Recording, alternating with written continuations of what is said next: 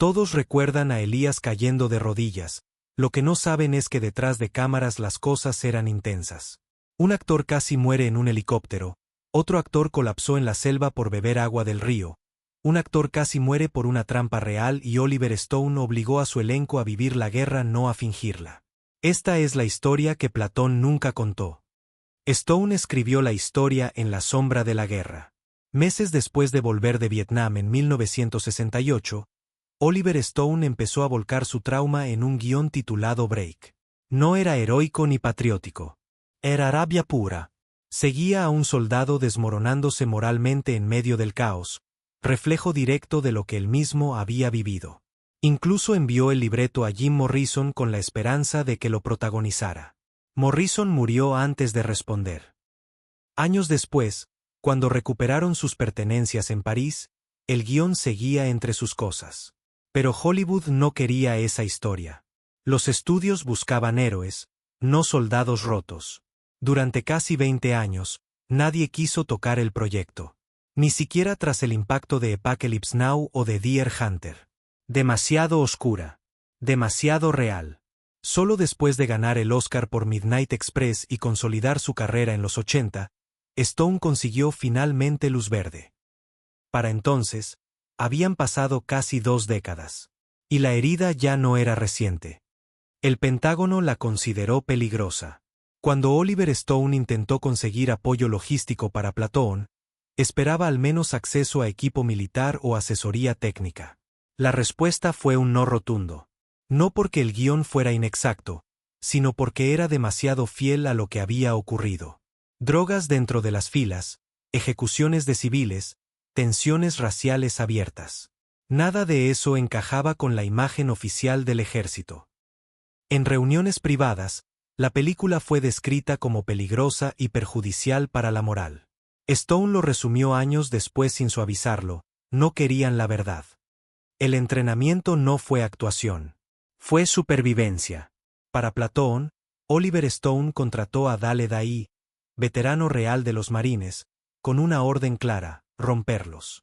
Durante 30 días en la selva filipina, el elenco durmió en el barro, comió raciones militares, hizo guardias nocturnas y marchó bajo lluvias reales. Sin llamadas, sin comodidades, sin trato de estrellas.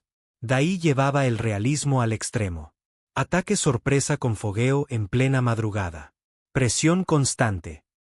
Algunos actores bajaron de peso, otros estuvieron al borde de renunciar. Pero cuando comenzó el rodaje, algo había cambiado. Ya no caminaban como intérpretes. Se movían, reaccionaban y respiraban como hombres en guerra. Willem Dafoe casi paga caro su compromiso. Decidido a vivir como su personaje, Dafoe intentó mantenerse conectado al entorno durante el rodaje en Filipinas. Una tarde, agotado, bebió agua de un río cercano sin saber que río arriba habían visto el cadáver de un animal flotando horas antes. Al día siguiente estaba con fiebre alta y severamente deshidratado. La producción tuvo que detenerse mientras se recuperaba. Stone lo tomó con humor oscuro: Elías se metió demasiado en el método. Pero el resultado quedó en pantalla. Dafoe lucía más delgado, agotado, casi etéreo. Como si la selva misma lo estuviera consumiendo. La Tierra Roja fue importada. Cuando Oliver Stone llegó a Filipinas para rodar Platón, algo lo sacó de inmediato de la ilusión: la Tierra. No era el rojo oxidado que él tenía grabado en la memoria de Vietnam. Para muchos, era un detalle menor. Para Stone, era todo. Así que tomó una decisión costosa y obsesiva: importar toneladas de tierra roja y esparcirla en las locaciones clave. El equipo no entendía el gasto. Pero Stone lo tenía claro: Vietnam estaba empapado en sangre y óxido. Si el suelo no se ve correcto, nada se verá correcto.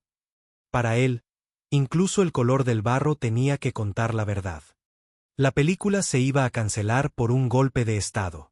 Platón iba a comenzar rodaje a inicios de 1986 en Filipinas.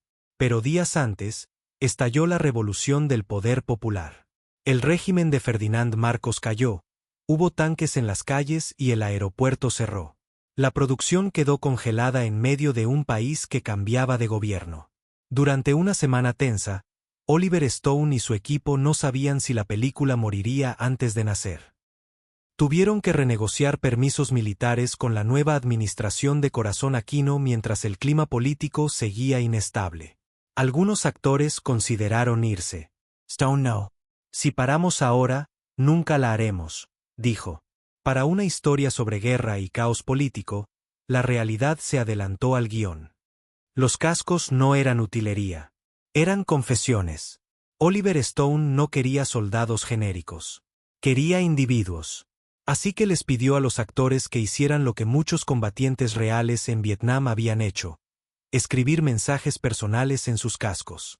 Lo que apareció fue crudo y revelador. El de Charlie Sheen decía: cuando muera, entiérrenme boca abajo para que el mundo me bese el trasero. Otros llevaban frases como muerte desde arriba, la guerra es el infierno o sin agallas no hay gloria. No eran adornos.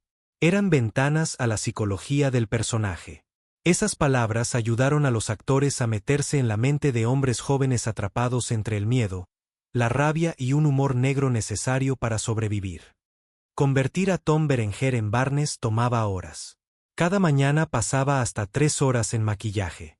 Prótesis de látex, cicatrices gruesas, textura de piel quemada y una lente opaca que le apagaba un ojo. El proceso era incómodo, sofocante, repetitivo. Berenger detestaba la silla. Pero cuando el espejo devolvía la imagen final, algo se activaba. Vi al monstruo, diría después. Las cicatrices no eran solo físicas. Representaban la deformación moral del personaje. Barnes no era un villano caricaturesco. Era un hombre consumido por la guerra, convencido de que la brutalidad era la única forma de sobrevivir. Y una vez que ese rostro aparecía, era imposible apartar la mirada. La película iba a tener una tragedia real.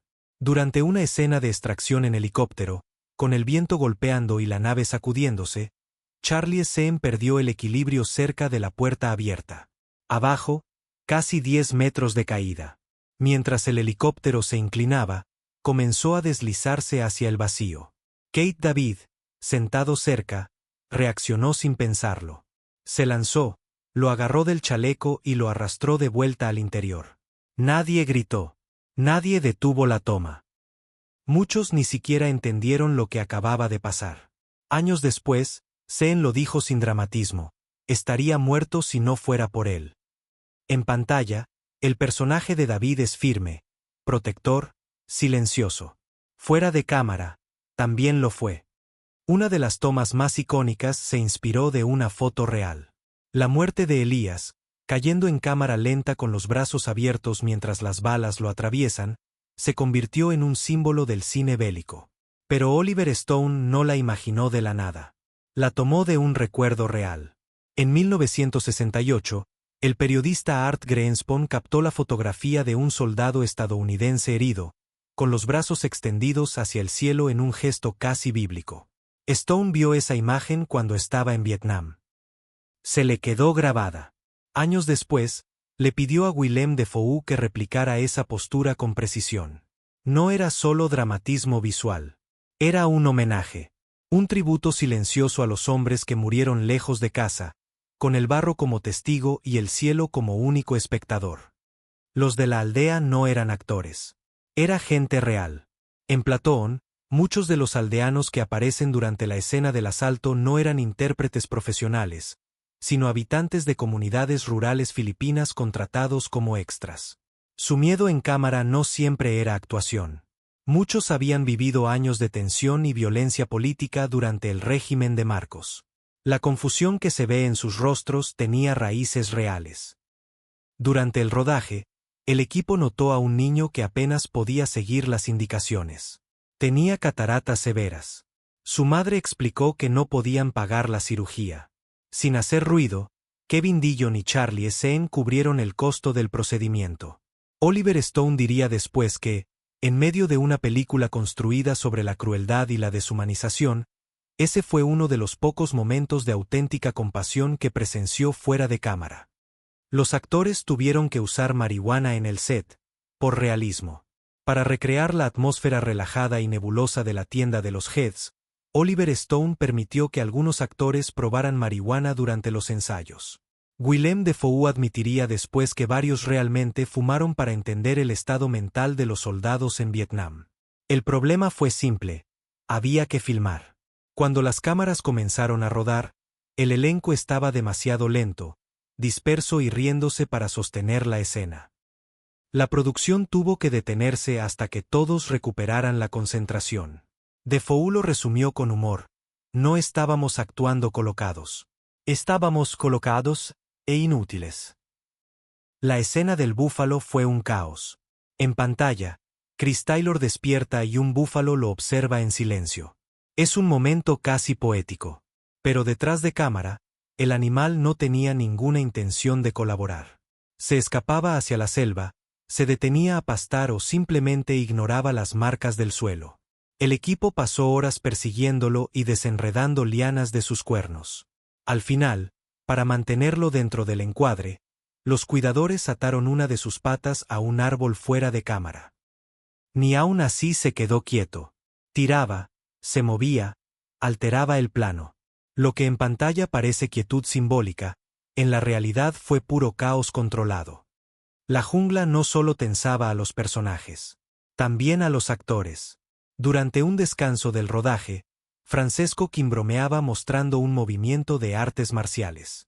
Dio una patada suave, que terminó impactando directamente el rostro de Willem Dafoe.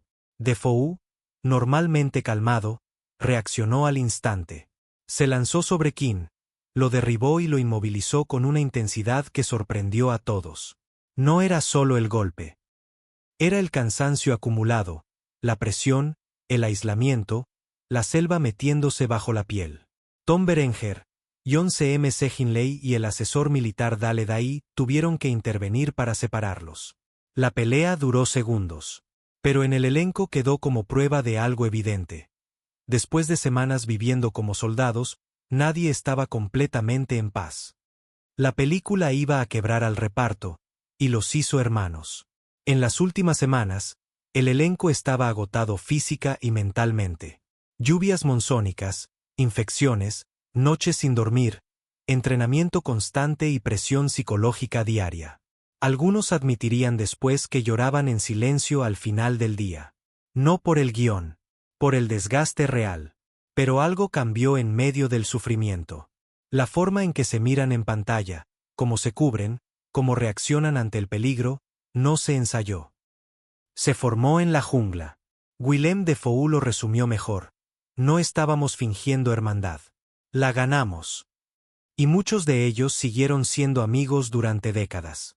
No por contrato, sino porque sobrevivieron juntos a algo que fue mucho más que una película. Stone dejó que la tormenta hiciera parte del guión. El barro, el caos y el agotamiento no se fingieron, se vivieron. ¿Qué te impactó más, la caída de Elías o la frialdad de Barnes? Y dime algo, ¿una película así podría hacerse hoy? Si esta historia te sorprendió, deja tu opinión abajo. Y para más verdades incómodas del cine, suscríbete.